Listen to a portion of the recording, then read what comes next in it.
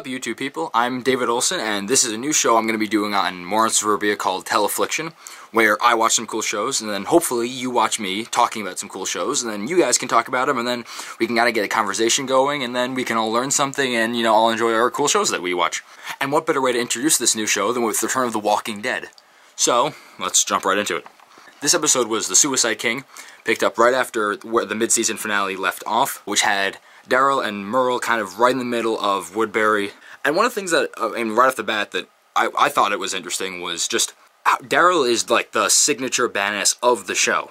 So just to see him back with Merle, he's now completely out of his element. He's not the badass anymore. He is just the little brother. He can't really be as objective as he normally is because, yeah, now he's just the inferior little brother again, and that's ultimately why he runs off with Merle, because, like Carol's saying, Merle is just manipulative. He gets in your head, and even though we saw Daryl fighting with that last season, in the flesh, it's still not the same. Like, Daryl still has to, hopefully, realize that he is actually the dominant brother, the badass.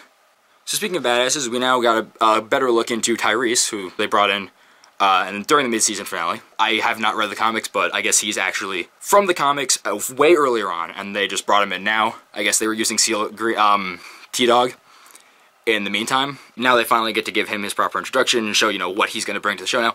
And I personally really like it. What I saw in him was a kind of humanity that I have not seen in Walking Dead since Dale was around. Since then, everything has shifted into badass zombie killing mode, and it is the survival of the fittest world that Dale did not want to be a part of.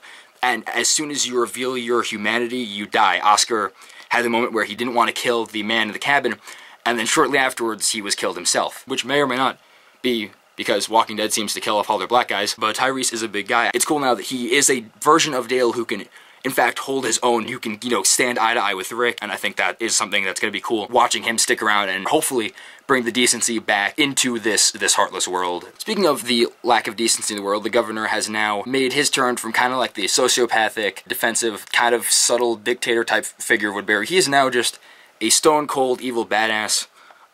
You know, he just walks around all the episode just kind of shooting people in the head and just leaving. This is what he did in this episode, was just walk over and shoot people, then leave, and then sulk. Things aren't looking too good for the leader of Woodbury. And then, in the same way, back at the prison, you have Rick, and he's not doing great either. He seems to have some kind of post-traumatic thing going on after Lori died, and with the new baby, he can't hold that really, like, he can be heartless and he can be, like, the cruel leader, but really, the human side, he can't seem to deal with that.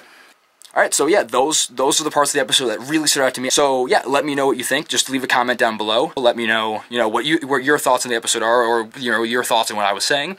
So, you know, like, subscribe, do whatever. Thanks for watching, and we'll see you around.